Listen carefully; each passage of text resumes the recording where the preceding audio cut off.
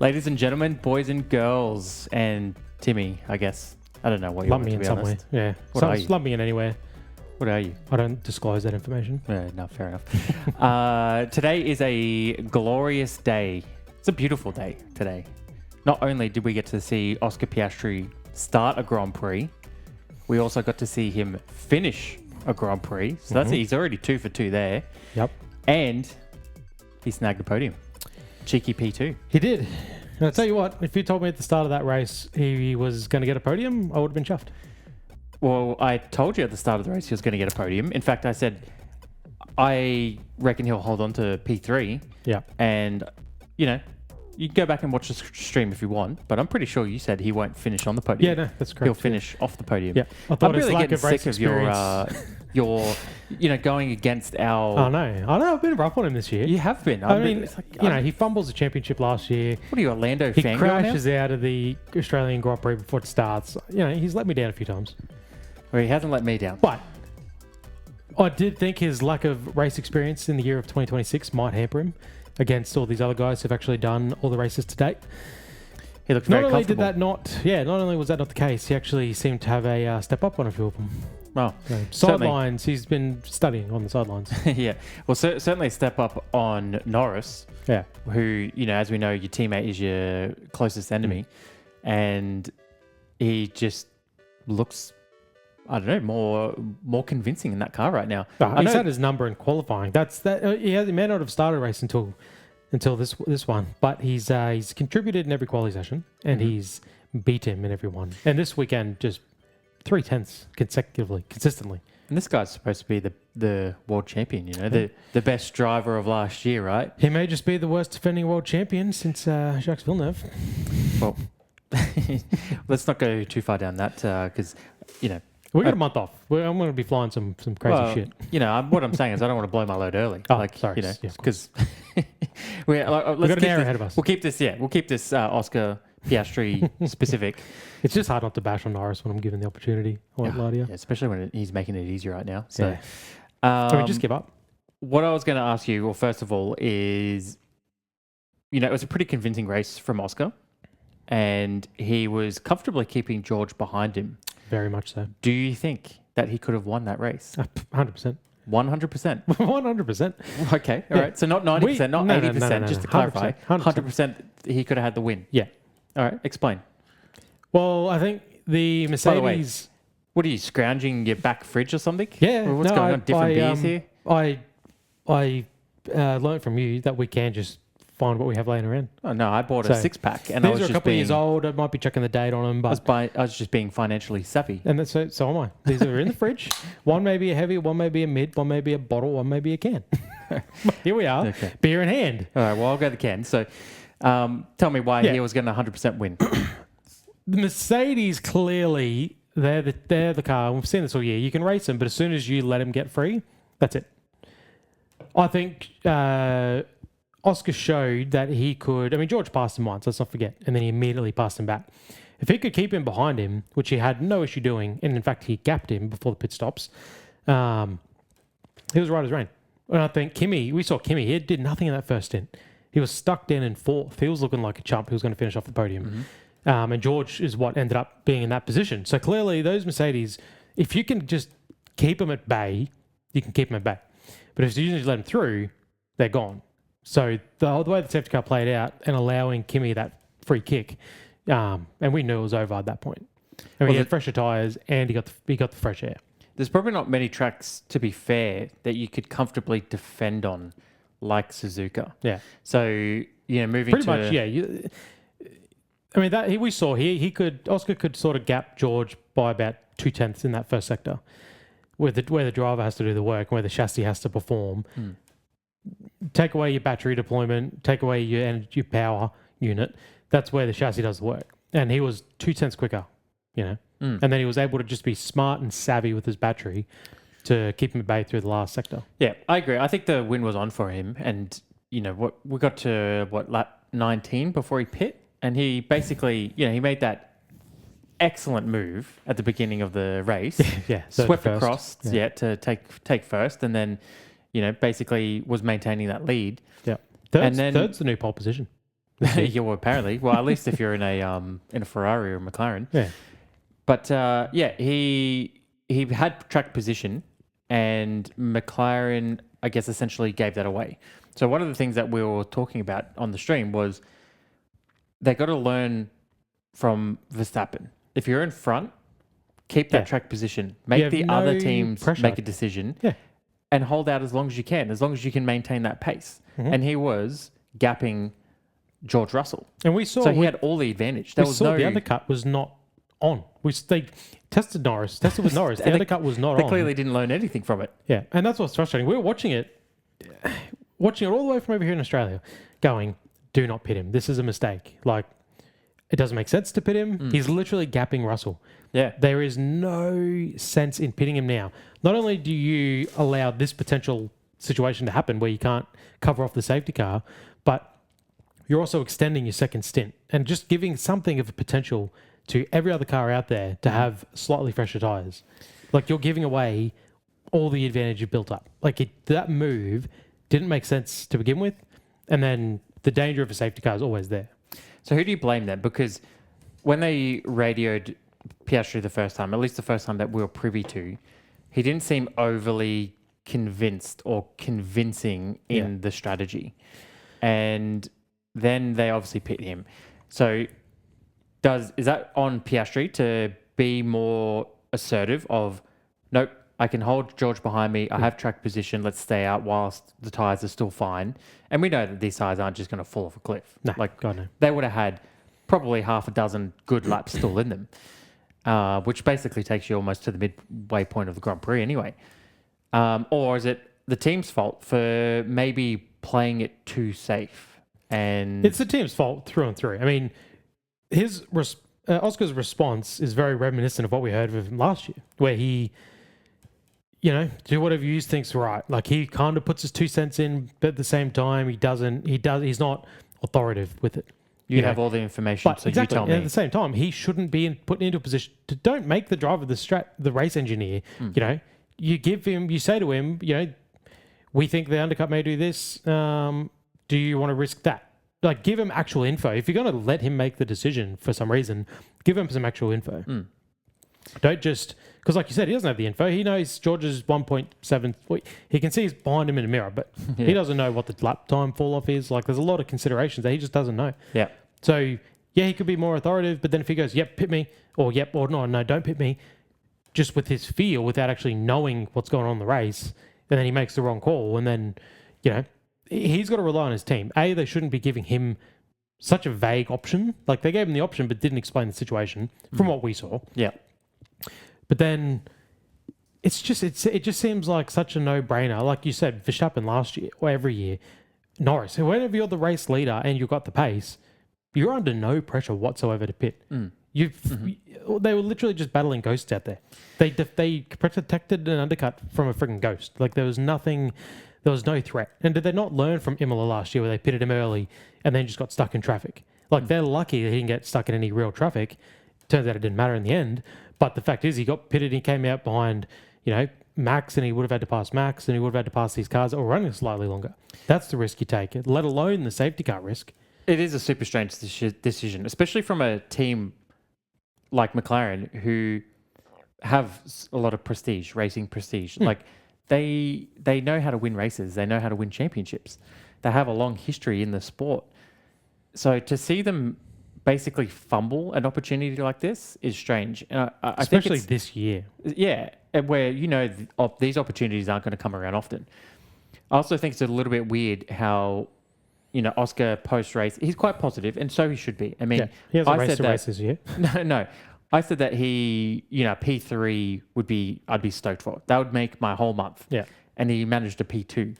But being that we saw, he put the move on and he defended brilliantly. Yeah. And basically did everything to earn P1 and a potential victory, just for that to be, erased for something so stupid. Yeah. Kind of hurts still. And I don't overly love that, I don't want to rain on the parade or anything, but I don't overly love at the end of the race, through the interviews and stuff, he basically has this narrative of, we maximized every opportunity that we had. Yeah. And we did the most that we could this weekend. Because I can't help but look at it and go, did you? But did you? There was a race win literally on, and you could have just rolled the dice and gambled. You have nothing to lose, really. They did gamble.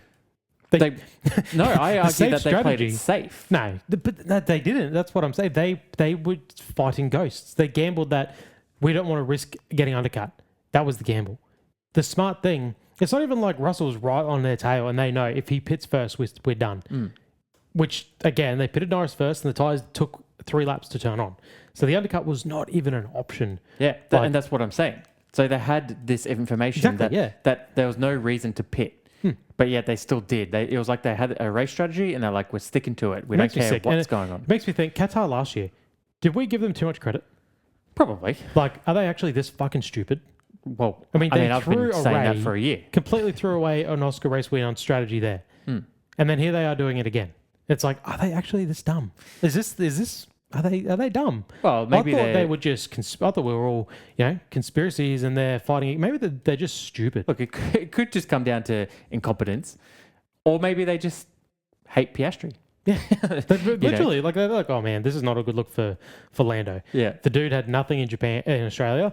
Obviously, he didn't even get to race in China, Crimea River, and then he comes here, gets outpaced by 3/10, and has nothing to give in the race. It is astounding when you learn that they have all these strategists and they've got HQ back in wherever it's based, England, and they have all these people that are monitoring to make a decision, and yet they still make the wrong one. And it's like we were on there. Literally watching the race going, you just wouldn't pit. Yeah. There's no way he's you pit. Leave him out there. George. Alone. You have the advantage. Let them make the mistake. Or if there is a safety car, don't basically take yourself out of a situation where you can also benefit from that. I mean, it's like I said, you need to be reactive as the leader with a 2-second gap, which is just a cherry on the top of the cake. Even if you're the leader and it's a close battle, you still need to be reactive. You don't need to dictate the race. You don't need to be the one who sets the strategy in motion. The strategy should be set in motion by cars behind you, and then you monitor the gap and you pit to give yourself the best window of time at the end of the race and to maintain that track position. And this is the stuff we saw Max and every other goddamn race winner in the past do. Just stay out as late as you can. Pit stops 23 seconds, the car behind pitted, they're 25, 24, all right, now we pit. Yeah. You maximize your tyres in the last stint, you get to maintain the lead. You don't need to win by 10 seconds. No. You need to just win by a car length. Yeah. So, sometimes I just wish that Oscar would just say it like it is. But he's always been very, I don't know. That is the most frustrating thing. All the shit last year, and I don't want to get into it, but all the shit last year, and he just doesn't give you what you want. No. He pats the team on the back, and it's like, no. I 100% agree. He as a driver, absolutely maximized this weekend. There's nothing he could have done better. I think he blew our expectations completely out of the water, especially for you. You were reading him off for a podium. Yeah. And he 100%. Was basically fighting for a win there. So I did find it interesting that he said he didn't think that they had the pace to fight with Kimi, which is a fact. They don't have the pace. In hindsight, when the Mercedes got the track position, no, they didn't. No, but he didn't mention anything about George. He very comfortably kept George behind him. Because, and again, when did he say that? At what point? Post-race. Yeah, like how far post-race? Oh, like half an hour. So had he seen anything? Did he know Kimi was also stuck behind Norris and couldn't make any inroads, had the same issues George had? That's what I'm saying. Can't say. That's what I'm saying. Like, he doesn't have all the context of this. Like, he can say that, in the race, I guess it didn't matter with safety car or not because the pace Kimi had. But did he know when he said those comments that Kimi was stuck in fifth and had no, he had the exact same issues George had where as soon as you get behind, especially another Mercedes-powered car, that's the other thing we haven't considered is we haven't seen this year yet. They may be able to fight the Ferraris. This is the first time they've had to battle another Mercedes-powered car. Yeah. And look at the result. And again, clean air was king for them. The gap was closer for sure. Yeah. So again, just those comments, him not having all the info, it just frustrates me, especially everything with George. I saw George was the biggest, saddest boy, and he's a sad boy at the best of times. Mm-hmm. And he had the biggest pouty, cry being a river bitch face I've ever seen. And it's like, man, you had no right winning that race. What do you mean it cost you a fucking win? You had no right. You were not going, no safety car. You were not going to win that race. Don't forget, he was unlucky with the safety car though as well. Like he had a better start than cost Kimi. Him a win. Yeah, he had a better start than Kimi, and he was second place fighting Piastri. Correct. Whether he would have got him or not, who knows? We won't know now. But that safety car basically did take him out of contention completely. But the fact is, but we don't. What I'm saying is we haven't heard a thing from Oscar. Let's consider Oscar. Doesn't start Australia, doesn't start China, starts Japan, absolutely gets rooted of a win, gets literally plucked out of first place due to a safety car. George wins the first race, is an absolute bitch in China, and then comes here and is not quick enough in the race to make an overtake on Oscar, and then has the audacity to cry and whinge to the media and look like an absolute... Yeah, but do you honestly No, expect I don't expect anything different. But wake up to yourself. Like, you weren't plucked out of first like Oscar was. Oscar's like, yeah, this is great. That was a great weekend. And then George just... Like, man, you've won one race this year. Let's not forget, you're now, you don't need to be the hot shit you think you are. No, and it's that reality is starting to set into him. But I mean, Kimi is on one. What I was trying to do was segue to Kimi and basically say that Oscar clearly had eyes for Kimi and knew how fast this kid was. I mean, he had dominated the weekend. He'd gotten another pole and was looking like he was probably going to cruise off to victory. So, the record books will show basically a dominant weekend. And, as I said, got the pole, got the win. It won't show that it was only due to a safety car, that he was basically given that win. Yeah. However, back-to-back now, he's taking the lead in the championship. Let's not forget it's also a reduced calendar year, so there's two less opportunities. Yep. So all of a sudden, he's in the driver's seat. 100%. I don't care what the narrative is of George is supposed to win this, or I know Toto has said, like, we got to protect him from people talking about the championship. This is what we're here for. We're here for a championship. Yeah. He's in the lead. This is the Formula World Championship. Yeah. So, but he looks very comfortable. Like and it's like the confidence boost you get. I mean, he's learning lessons along the way. We saw China makes the big brake lock up, goes wide at the hairpin. Maybe you're lucky to keep a lead, lucky to have a big gap, but that's something to learn. He learned from that, and he got away with it, got to keep the win, and the team learned from it. Like 3 laps ago in Japan, they're like, all right, buddy, you got a 14-second lead. Yeah, he's up now. Like, so he's learning along the way and getting some of these little things out of the way. But going into this now, apparently we have a 4 weeks between races. Winter break. We have a pre-winter break. And look at the difference. Kimi's going into it head high. How good is this? 2 wins in a row, championship lead.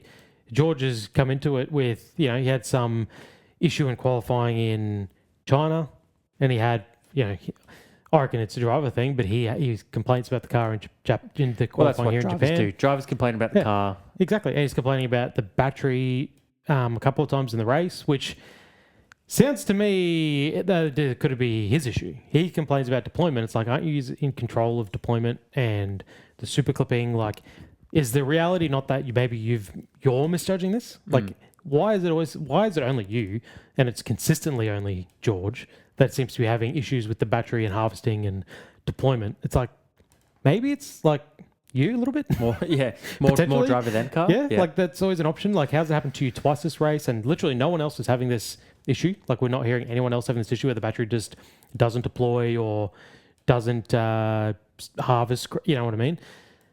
I just feel like he's already.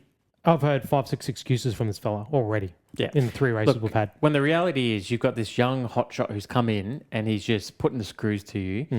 You're going to start questioning everything, and you're going to start seeing ghosts. Yeah, and I think at the beginning, coming out of Australia, he probably was thinking to himself, maybe to his partner, maybe to his parents, this is my year. I'm on for a one. And he still can. He's not out of it by any means. Sure.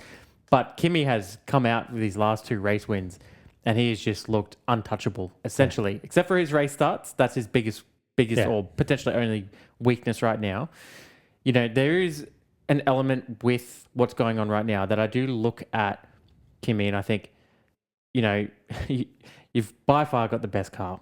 By far. So you should be contending for wins. Yeah. It kind of takes a little bit of what he's achieving at such a young age, because it's not common that someone so young gets the best car. Gets the best car, yeah. So he's smashing all these records, but this doesn't usually happen. So there is an element there where it's like, well, of course it's happening. But he does still have to do it. And as you mentioned, he's had some low points, but it's how he bounces back from those low points. And that was why they put him in the car. They knew he was going to tear shit up last year. Doesn't They get knew rattled. he wasn't going to... He doesn't have a drop in confidence. Yeah. He just puts his head down and gets on with it. Yeah. And essentially, as it stands right now, he's only got one driver to beat. And it's George Russell, and he's handling him fine. So I think that, if he keeps just doing what he's doing, putting that thing on pole, making George have to fight harder, take more risk, Yeah. he can probably get a sizable gap and look like an actual potentially. We'll see what happens. I mean, again, we haven't even seen them have to race yet. No, yeah. And this is what we're saying about McLaren last year for the first 6 months is this is all good and fun, but we haven't actually seen them engage. So that's the next thing. Yeah. How do Mercedes deal with these two actually having to race each other on track at some point? So moving on, I want to talk about Ollie Bearman's crash. So that was pretty much the first big crash we've seen of the season. Yeah. I mean, Antonelli's is pretty big in Australia, but this one was probably a bit bigger. I mean, 50 Gs. You're going to feel that. And his knee, he got a knee knocker. yeah, bruised knees, they said. Yep. So you got out of the car limping. So first time we've seen probably a driver get out in somewhat of an injured state. It's been a while. For a long time, yeah. As we mentioned on the stream, it was probably Danny Rick with the wrist injury. Yeah. Which again, I blame Danny for that. Yep. You let go of the steering wheel if you're crashing into anything. Yep. Amateur move. Yeah. But don't talk down on Danny. Don't you dare. Yeah. It's funny looking at the onboard. No, you can't. The amount of shit talking you've been doing in Piastri lately, you have no right here to tell me what I can and cannot say about Danny Rick, right? Yeah, so when you watch the onboard of the Bearman crash, it is a bit bizarre, isn't it? It almost looks like Franco's doing something a little nefarious, but it's just the way the car is. I think he is slightly. He's probably still under speed. I think, I think it's a case... I think he definitely went a bit more mid-track than he should have, but he may have also misjudged the closing speed. Yeah, it looked awkward in terms of the difference in speed, which we know was about 97 kilometres. So that is huge. That's ripping. And then also... That's our highway speed limits here. Well, yeah. And that's just the difference in their race space. And the awkward track positioning of where they met. Right on that bend as it kinks to the right. Because it's also kind of like... It's a right-hand bend, and then it kind of flattens out, and then a tighter right-hand bend. So you're naturally kind of mid-ish track. I do think Franco jinked a little to the left, probably just to make Franco second guess, or to just really think if you want to do this or not. But you're naturally kind of floating towards the mid-track there anyway.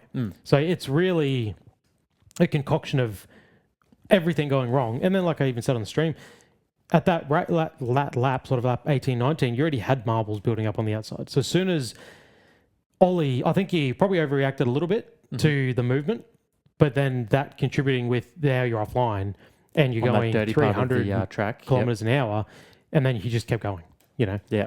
Like he was probably thinking, and again, the speed difference, he was probably thinking he can tuck in a little longer behind Franco and then just sort of sweep around him nicely, but then all of a sudden he was there, and then all of a sudden Franco's moving a little bit to the left, and again, left him plenty of track technically, but at that speed and then ending up wide and then on the marbles. And the whole thing was just very awkward, wasn't it? Yeah. If it was not a sweeping bend, it's no dramas, Yeah. He's lucky that he got away with what he got away with, essentially. It could have been so much worse. Yeah. That was a high-speed crash. It was a big whack. And going out onto the grass there, nothing's slowing you down. No, so not at all. There'll be gravel next year, or there'll be tarmac next year. Probably, stupid. Probably, yeah. So all the drivers now have piped up about this, saying that this is what they have been saying is an example of how dangerous it can get. I know everyone complained about the car, but Lando was the one I definitely noticed pre-season talking about the speed disparity. You're going to see airplane crashes. And this was our first... I don't even think we've had a close call like this. Like it didn't technically hit, but it was the creation of the crash. It was probably more of an evasive maneuver, right? Rather than just running straight in the back of him and then taking off. That's what Alonso said. He said, we're not overtaking, we're avoiding. Like we're not overtaking, we're having to avoid accidents. That's what we're doing. These overtakes are avoiding crashing, not so much overtaking. So, yeah, it was a doozy. And I think they have to do something now because it's true. You can't, 100 kilometers an hour speed difference. You can't have two cars on the same piece of track. And then they even said, like, what about when you get to like a Baku where the walls are right there and you've got blind corners and you've got that back straight at Baku where they are fast corners, the last straight, it's fast, flat out corners, but it's a straight. So you probably got the straight line mode, the speed differential, but then they're kind of blind. If you're doing 100 k's an hour, all of a sudden you're there, and someone's going 100 k's slower. Yeah, you're gonna. There's some tracks out there you don't want to see it. Yeah, I think if they can't figure out this problem, and I can't see how they're going to. I just can't see how they're going to. Well, it's all data over the and course software. of this season, because like the engines aren't built to just be like, all right, cool, let's run 70-30. You can't just do that. Well, they probably can, but then they're not going to hit 200 k's an hour because they've still got Camry engines in them. Yeah, like if you take away some of the battery, then yeah. Which is something that will come up later, but teams have been developing this engine for a few years and they've got data for how it is now. Yeah. So if you go mid-season or from Miami or wherever and make massive changes, like that has the potential to create even more chaos within the sport. Yeah. And it's already in a bit of a state right now. So, they're in a tough spot. I wonder if they knew this is what it was going to be. Surely not. Like, did they know we're going to see speed differences of this caliber? And did they know they were going to kick in at such an early point of the straights? Like, all I keep hearing is Verstappen kept warning about this ever since 2023. So he clearly was already skeptical on the state of these regulations. Yeah. And whether he foresaw these specific problems, I don't know. And then I guess it's a case of whether the FIA didn't take any of that in consideration, what drivers were potentially warning of and saying, well, if you do that, this could be an issue here. Yeah. And they just went ahead with it anyway. I don't think they would have taken too much consideration. We spoke about this a couple of weeks ago. With what Formula One sees making their money and how they keep the manufacturers in it. That's their main thing. Drivers come and go. Yeah, but if you lose the fan base, then you're going to lose sponsorship. You're going to lose. But the fan base, it's not even fathomable that they lose the fan base. I don't know. I think we won't see the true dip until next year, because I think a lot of like ticket purchasing and merch purchasing and whatnot was primarily done last year, because you buy your tickets so far in advance and off the hype of last year. Yeah. I think now, if people are checking out, cancelling their subscriptions, they're less likely to buy tickets to Grand Prix next year. They're less likely to renew subscriptions, regardless of the outcome of the championship. You and me are here because we've watched the sport for a long time, but probably more than anything, we love watching Aussies compete. We enjoyed the Mark Webber era, even though there wasn't a whole ton of success there. We made it through the Ricciardo era. Now we're riding along with Piastri. Yeah. If we didn't have that, I don't think I would be watching Formula One right now. I'd just be keeping up with headlines. Well, that's the thing. I've never even had to consider that, because there's always been an Aussie in it. So I've never gone, I've watched it. No, you're probably right. If there was no one to really barrack for, and I can't barrack for the teams because they just don't have any personality. No, that's correct. And the ones that did, like I said at the start of last year, I was like, McLaren's my team because of their history. It's cool. But then they go and pull the season off like they did last year and all the stink. And it's just like, okay, well, they're not my team anymore. You kind of realize that, yeah. And then you can't go for Ferrari. Really work. It's just, no one has the mental health for that. Only bandwagoners go for Ferrari. Like there's something wrong with every team, and they just don't have much character and chemistry. You want to follow drivers, and if you don't have, I don't know how, we said about this in China. There's no Chinese drivers. There's no Japanese drivers. I know, the test drivers are there and whatever, but these grandstands are still packing and selling out, even though they don't have anyone on the grid to support. We don't see numbers though. Have you noticed? No, I did see that. They just said sold out.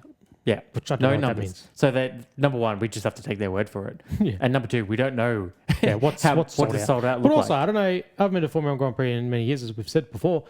But how do they dictate sellout? Is that just sell at the grandstands? Because if they have general attendance entry, surely you just keep selling tickets and people just keep filling up the grass. Well, that's right. So, and if you're not filling out grandstands, just bump down the prices until you do. Yeah. Or upgrade. So, all right, last talking point before we get into the achievements. Max Verstappen.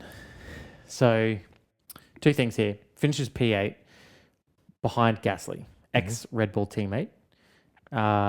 Struggled to really get past him at all. So I think he even mentioned that Alpine was fast. I think Through in the race, he mentioned that. There's onboard footage of him waving to Gasly as Gasly passes him on the front straight, waving goodbye. So, making sure that everyone knows his feelings. But I think it's pretty clear. Yeah. He's not hiding anything. No. But now his language and his wording is changing to more of a threat of retiring. Not now speculation, not now, we'll see about the future. Now it's like, this could be my last year. I'm not enjoying this. I don't know if this is worth it. He's getting a lot of negative, like he's kind of the poster boy for hating on a driver who's not enjoying this. Yeah. Even though we've got more drivers than ever speaking against it, he seems to be still the whipping boy for it. And I'm sure that's not fun either. No. And you've got guys like Lando who at the start said, leave that. If you don't like it, leave. Now he's switched sides. He's batting for the other side. Yeah. And he's not copying anywhere near as much flack as Verstappen. No. And maybe it's because Verstappen has had a lot of success in the past. So people are saying, oh, just because you can't win now, you want to leave the sport. It doesn't feel like that to me. And we're not even the biggest Max Verstappen fans. We spent most of our years hating Max Verstappen, not being able to stand him. Yeah. He's kind of come into this new era that I think we've grown to like and respect him and what he's achieved and his racing craft. But I think, again, I said it last week, if he leaves Formula One, I think that's a big loss for F1. And he's now probably using that as ammunition to force change quicker. Yeah. I think. Because I don't know if he really does leave the sport, but I don't know how long he's happy to stick it out in the midfield. I mean, why doesn't he leave the sport? I mean, the truth is, he's shown his love racing in anything. Yeah, Alonso's still in the sport. He never really did anything else. He went and he wanted to win the Triple Crown. That was his thing. Mm-hmm. He went to IndyCar to just do Indianapolis. He went to GT racing to try and win Le Mans, but he didn't ever do those full time. Like he had his agenda, but he still wanted to be in Formula One. You don't see these other drivers going to go just do these lower tier categories out of the enjoyment of racing. Well, he even said that. Like he never seemed to be fully in love with F1. He just loved racing. He went and he left Formula One to go do some rally. Yeah. Like those are the drivers that you fear could retire at any moment. I know Kimi went on to do Alpha for whatever reason for a couple of years, but Max definitely seems like the driver who's like, he's got plenty of money. Like it's not a money thing. No. He's got a family now, which would be, he seems like the type of bloke who'd be like, whatever, let's just go spend time with them. Mm-hmm. I feel like I wouldn't be surprised if he gave it up. He's like, I've got 4 world championships. This is a new set of regs that not only is the car not very good, but there's no reason we're going to be good anytime soon. It could take him 4 or 5 years to get the car back into the right window. Like, does he want to do it? And does he see himself being competitive in 4 or 5 years to compete with these up-and-comers? So it's like... Especially with so much change within that Red Bull organization where it's not the same Red Bull as it was 3 years, 4 years ago. I mean, what's driving him to stay in Formula One? And he doesn't seem to be record chasing either. No. So it's not like, I just want to win a few more championships to get those. No, he doesn't seem to want to do that either. No, you can clearly tell that's what's driving Hamilton.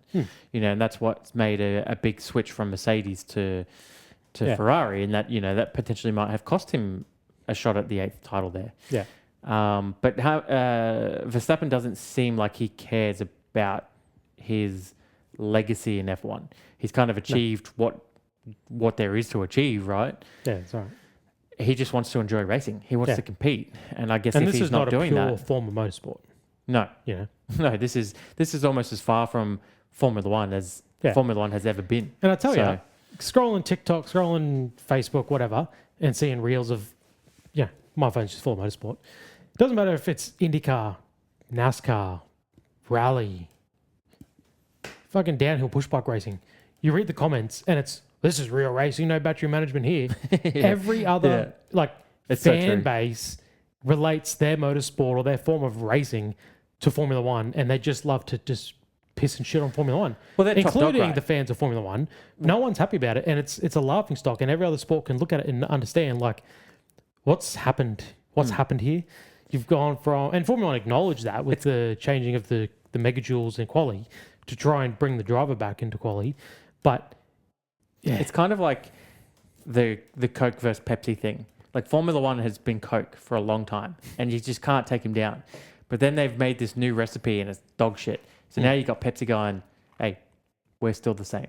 Which is every other form. We're still the pure form of cola. Like, come over and enjoy us. Like, you don't know how good we are. Yeah, you know that was good, but we're now better. You know, that's what it sort of feels a little bit like. I mean, typically, if you were to look at the top 10 like international racing car drivers, but on any given day, 5 of the top 10 will be Formula One drivers. Yeah, just because you can't overlook a Formula One driver. Well, being the pinnacle, naturally, exactly. Everyone naturally looks at Formula One as that's the pinnacle. Yeah, so that's going to have the best talent, right? Yeah, you might have a NASCAR driver in there. I think Gizzy, when he was here, he was in there for a little bit. Like, you might have the odd driver. Yeah, you probably got rally car drivers. Like, there's been some you big get the names odd driver from other categories, but a good chunk. And you look at the 5th best Formula One driver, he's kind of a shit Formula One driver. But he's in the top 10 list of the best in the world because F1's the pinnacle and it gets that respect. I mean, what's that list based off?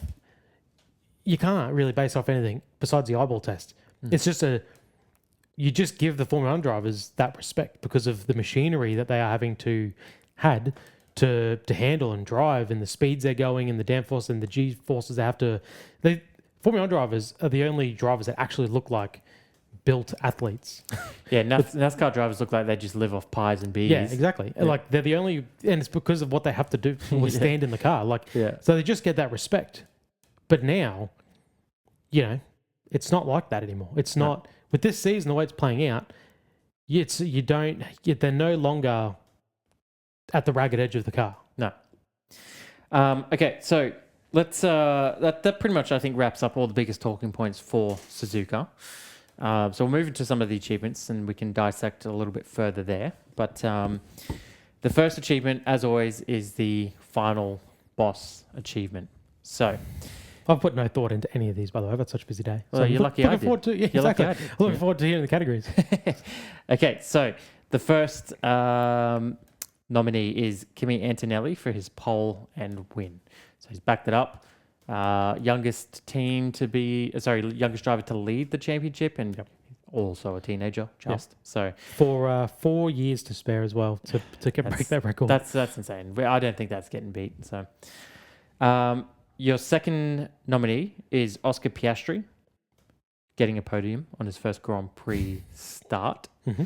So he has 100% strike rate at the moment for podiums. Yep, it's good. And C, Verstappen kicking out the journalist who questioned him on his Barcelona antics from last year. That's kind of a final boss move. I don't think many drivers could get away with that, but it's also a bit of a whingy Max move, bit of the Brat Max comeback. It is definitely the same Brat Max that hit George in the first place. But imagine spotting that dude. Yeah, was it 4 or 5 months later? Yeah, and then having a flashback, and then basically saying, "Yeah, I'm not talking until he leaves."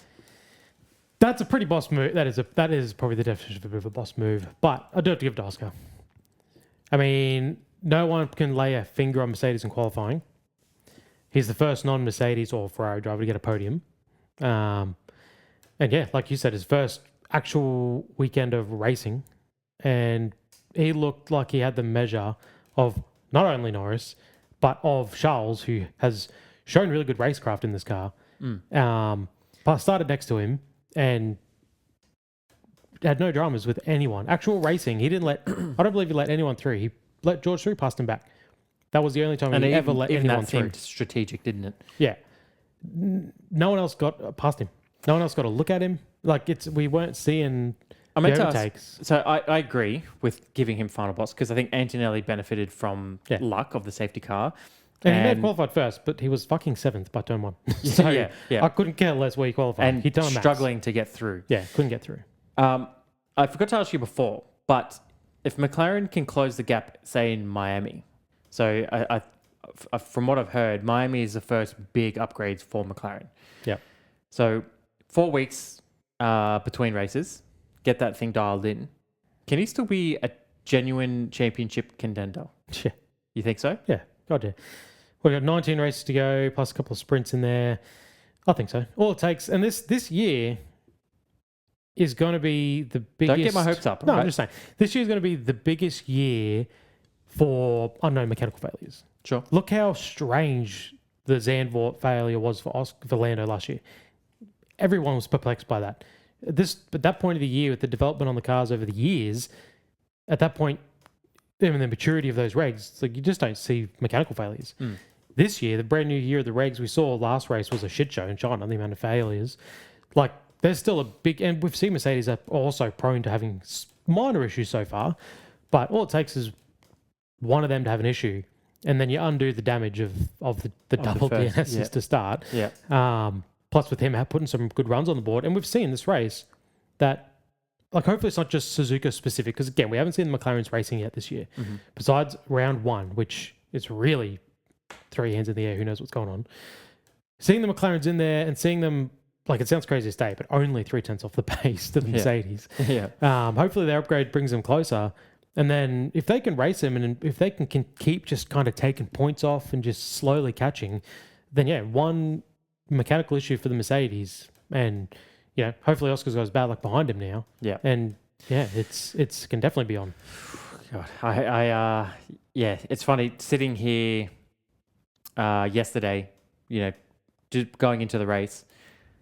I didn't think that he would be on for a win, and then post race, my first thought was he looks confident. He still looks hungry. He still looks like very comfortable. Well, now that with the situation, intra-team bullshit's out of the way. Yeah, and considering how bad the season started for him, I was like, he still looks like he's going to fight his hardest and take the fight at least to the Mercs. So I mean, it was awesome. I mean, we in Australia watching like everything, and you could see he just didn't have the pace. He just was so far off, and it was gutting to see him not start. But at the same time, I was like, well, I don't think we would have seen him finish better than 6th, 7th. Like, I want to see him race naturally, but at the same time, I don't think we were missing out on any silverware there.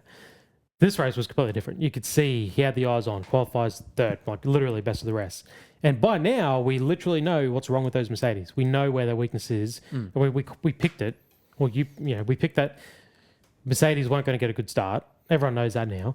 So straight away, that's clearly a big weakness on a track that you may struggle to pass on. That is a problem, which is why they are pushing so hard to get changes made.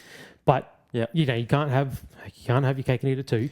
So the weakness. If Oscar can qualify P3, if he can be the 3rd best car, and then be smart with his energy deployment, combine that with McLaren maybe finding a 10th and a half with upgrades, you may have a bit more luck this year than we think.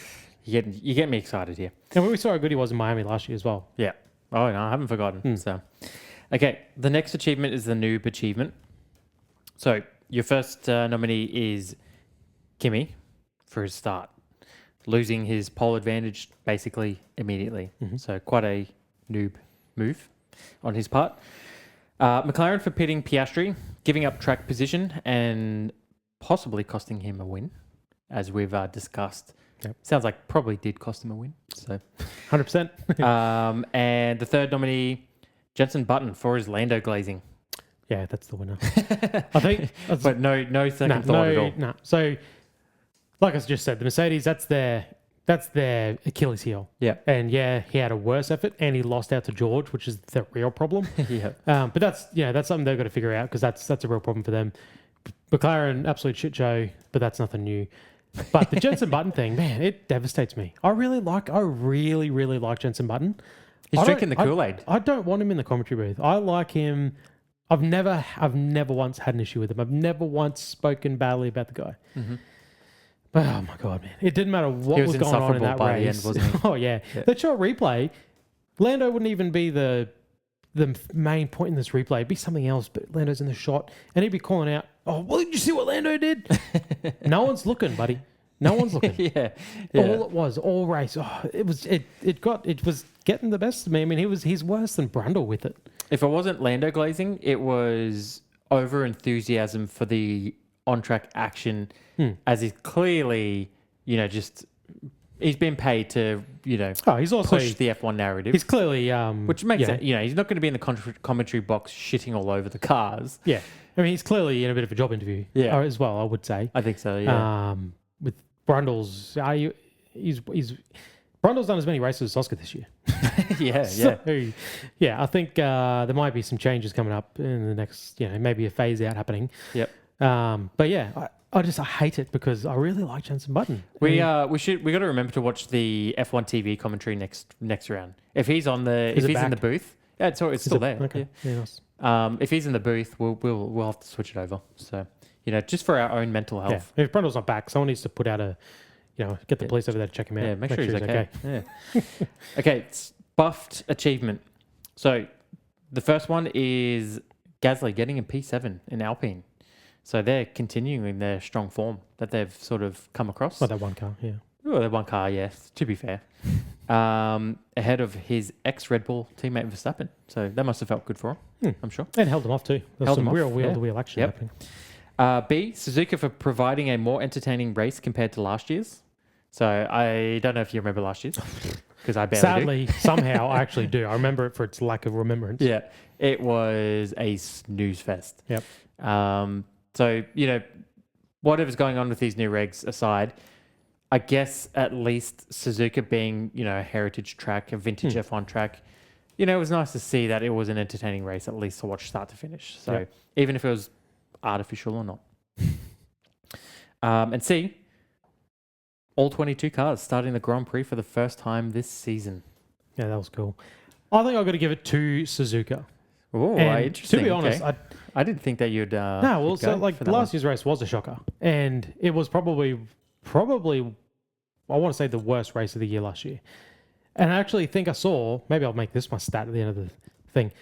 There was one change in the top 10 last year, as in the top 10 finished in the same order except for one swap. Yeah, I mean, gee golly, that's not. And it felt like that. Like I remember that race was shocking. This year, I don't know how the final order shook out, but regardless, we had a lot of overtaking. And I said in the stream when we were watching it, artificial and all this.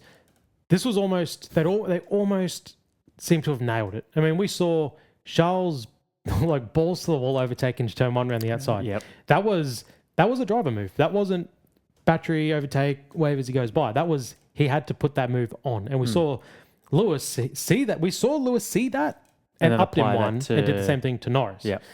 So, I mean, this is perfect. If they could mathematize their way into making sure you just get enough to put you in contention to make a pass without having a free pass, that is great. Because we had to see those drivers do stuff to make the move, and it was awesome. Yeah. That was good. That was good racing. Yes, the battery got you there, but that's fine. It's the overtaking that had to happen on track that was good to see. Yeah.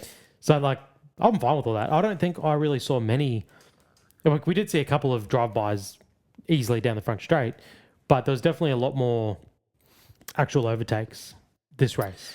Yeah, I mean, it does kind of hurt to say, but I guess if I'm going to have to pick to watch this race again or last year's race again, I'm picking this race every time. Not just for the fact the funny thing. Piastri got P2.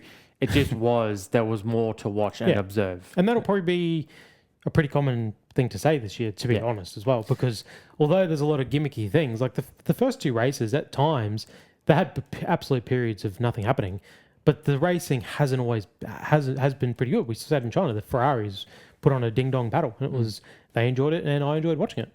So there's still, the racing, when it pairs up perfect, where the battery gets you in position to, as a driver, make an overtake, good stuff. We get some good racing. Yeah, but you also want to see drivers being able to defend, right? You don't want to see them. You don't want to see him just watching a car go past and going, there's literally nothing I can do about this. Because he's 100 kilometers an hour quicker. Yeah. Just real quick on that, little clash between the last achievement and this achievement. Who was the last non-Red Bull or Mercedes driver to win the Japanese Grand Prix? Just a little quiz for you. Mid-achievement quiz. Mercedes, as in the Mercedes we know today? Mm-hmm. So Mercedes Jenson Button, 2009. Ooh, good guess. Is it? It's Jenson Button, 2011. Okay. McLaren. You were close. I was close. Yeah, wow. So after that, it was Vettel, then Hamilton, then Hamilton, then Rosberg, then Hamilton, then Hamilton, then Bottas, then Verstappen, then Verstappen, then Verstappen, then Verstappen. Plus 3 years off for COVID in between all that. Exactly. Okay, and... That's good. Good fun fact. I like it. Yeah, I saw that. I saw that this afternoon. I thought, I'll see if I can, Wiggle that in the shoehorn it. Yeah. So what do we agree on, Suzuka? So the next achievement is the nerfed achievement. So your 3 nominees are the FIA reducing the battery energy from 9 megajoules to 8 megajoules. So literally having to nerf the battery deployment. I mean, Formula 1 can say whatever they want at this point. I'll just say, okay. Because I don't know what that means. I don't know. I was going to say, what's a megajoule? Do you know? You're kind of an electrician. The jump between 8 and 9 sounds like a lot. Well, that's like 12%. Yeah. I guess. So it sounds like a fair bit. Yeah. So it's going to make a difference. I expect Formula 1 to be talking more in like, we went from 9 to 8.8876. Like not just one whole megajoule. Whatever a megajoule is, dropping one whole amount of it. If you know what a megajoule is, just comment below so we can learn. Educate us. Yeah. B is George Russell's championship bid. Taking a hit. Yeah, he's I think it's his ego that's taking the bigger hit. Well, that's a good point. So I change that. George Russell's ego. There's your winner. It's been nerfed. And C, that shit-looking Wolfpack shit Mercedes were repping all weekend. Yeah. That might have been one of the worst race suits I've ever seen in my life. There's the combination of everything. The front wing didn't look good. I almost thought for a second that Kimi intentionally lost pole because he's like, I can't win this race and be forever seen in this race suit in all these photos. Yeah. So my problem is, you said it's a fashion brand thing. I guess.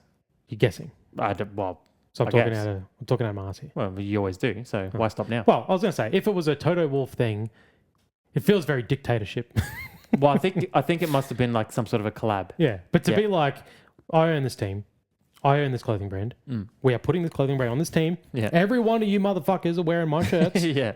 And by the way, your driver's helmets, I own them. Yeah. We were putting a wolf on that thing too. And they had the wolf on the front wing. Yeah, that's what I'm saying. Yeah. It's like, if that's the case, yuck. Yeah. So, who do we want to give it to? So, battery reduction, George Russell's ego, or the George Russell's ego. I think that's been pretty nerfed. I think he was riding an absolute high in Australia. Yeah. He thought this was going to be an absolute cakewalk. Yeah. Goes to China, wins the sprint too, mind you. So he's like, easy.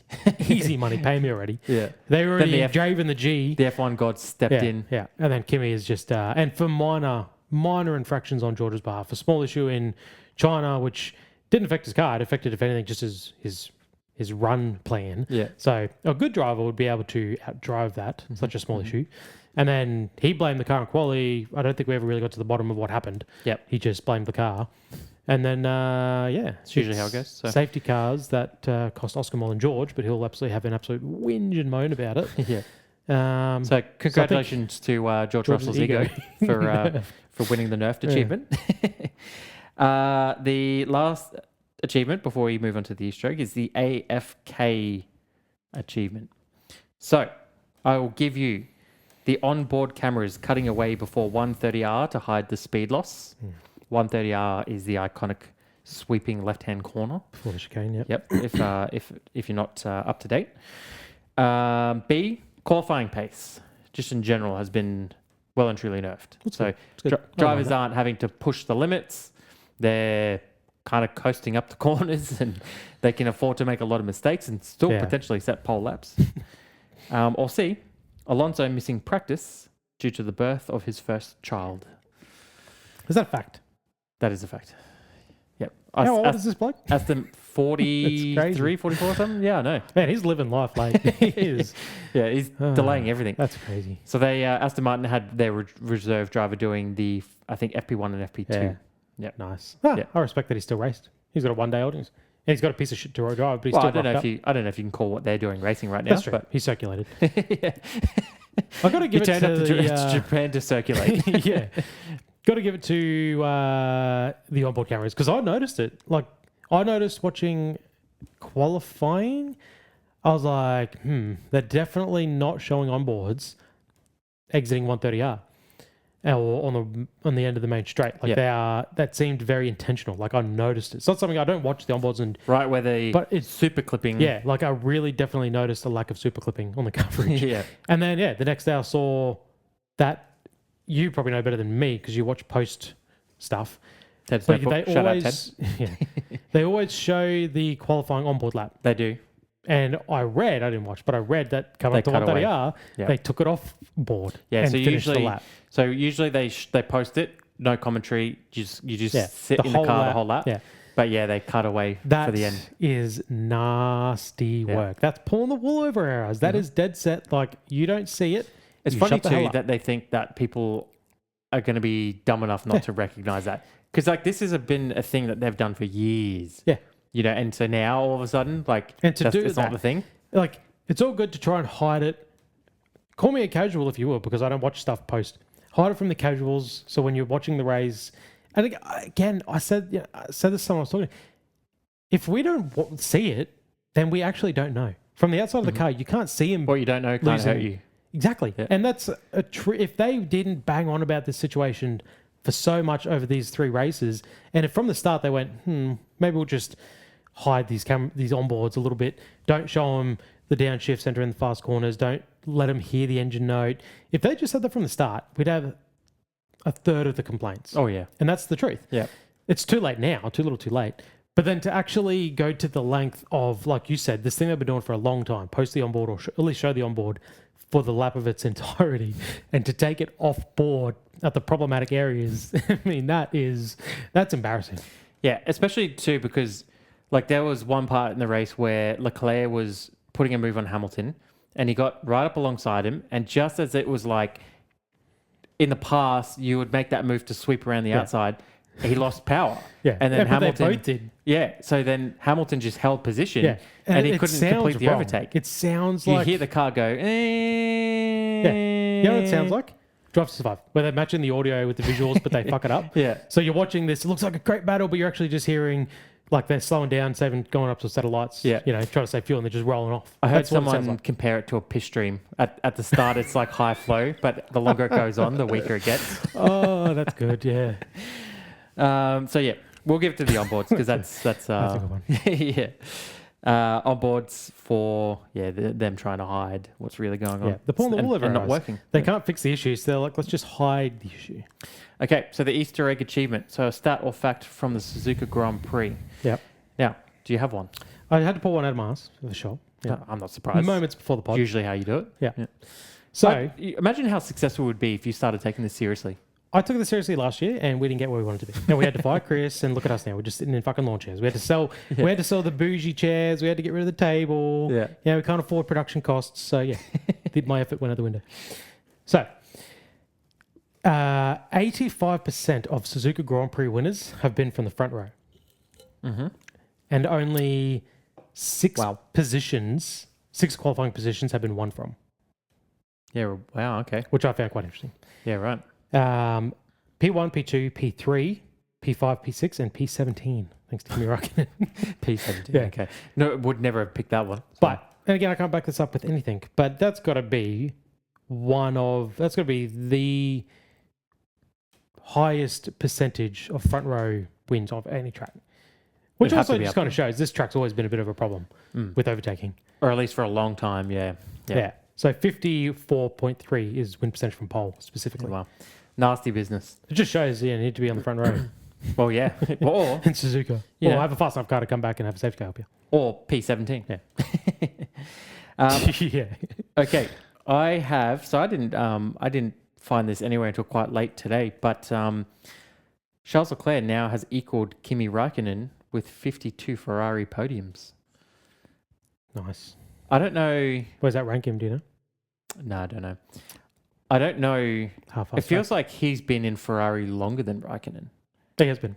Yeah. So, like, do you think that's more a case of him just not benefiting from a good Ferrari underneath him? I mean, not only... that doesn't even make sense. So not only has he been in there longer, but he's also had more races per season. But that's, same. Yeah, I mean, he's, like I said it the week before, last week or something, every driver that has had 150 race starts with a single constructor has gone on to be world champion. Except for him. Except for him. Things are looking so grim which for him, means he's had more race starts than Massa, Yep. Barrichello, Yep. Raikkonen, Vettel. Yeah, wow. And And yeah, he's done nothing. At what point do you jump ship? It's one of those things of like, Well, now his issues are timing. It's like you pick the same lotto numbers for 10 years and then you pivot and then those numbers hit. That's his issue now. You just got to hold on to the best. At least you may retire as a 20-year Ferrari veteran. You've been here too long now to jump ship. Yeah. And assuming Ferrari don't give him the flick for whatever reason, because Ferrari, they do dumb shit. So they do dumb shit. They might go, we need to change. Yeah. Charles is out. Well, Ollie's coming up, and if Hamilton keeps going the way he is, wouldn't that be something? Yeah. So I don't know how I feel about that one. I think I feel sad. I think for that's Charles the story of his anything. career. Yeah. Like you said, only just tying Raikkonen. I want to say Raikkonen 4-5 years in Ferrari, I reckon. Oh, well, look, we could probably fact check that, but and he won a world championship. We need to wrap this podcast up at some point. So. Yeah, he won a world championship that time and clearly averaged about 10 podiums a season. Yeah. So Charles, we said last night, he's knocking on 10 years in the sport. He spent a year in Sauber, so he's eight years. This might be his 9th year, his 8th year in Ferrari. Yeah, and it's not like we know how difficult it is to adapt to a new car and a new team, especially late in your career when you're over the hill. Yeah. So to speak, in terms of F1 careers, that's not usually the path to a championship. So he's in a little bit of a tricky situation now, isn't he? He literally just has to hold on and hope. And here's the heartbreaking thing will be, all right, I'm hanging up the gloves. Bang, Ferrari's back. That'll be the heartbreaking thing for him. Mm-hmm. All right, cool. So that wraps up Suzuka. So 4 weeks off in between races, in between drinks. Not 4 weeks off for us, though, unfortunately. No, we will keep rolling on. We will find something to talk about, F1 related. We can talk shit. Yeah, we love it. It's my favorite thing to do. Yeah. So, plus, I looked forward to having a 4-week break from you, and then you were like, "No, we should keep going," and I was like, "It's good for the algorithm." We're fighting an uphill battle here. As always, if you're still here with us, thank you so much for the support. Like, subscribe, follow, comment, share. We love chatting. Share with your friends. Yeah, or your mom, or your dad, grandpa. We love chatting Formula One. So yeah, flick us a message, a question, comment. We'll do our best to answer it as always respond semi-professionally as possible. So other than that, we'll probably see you next week with something. I think we got a little treat. And, the next 4 weeks we got treats. Little movie-based treat. But our next live stream won't be until May Miami. 5th, I think you said it was? Yep. May 5th. So we'll keep you up to date. All right. Thanks for the beers. I'll see you next week. Yeah, all right. GG's. Goodbye. Goodbye.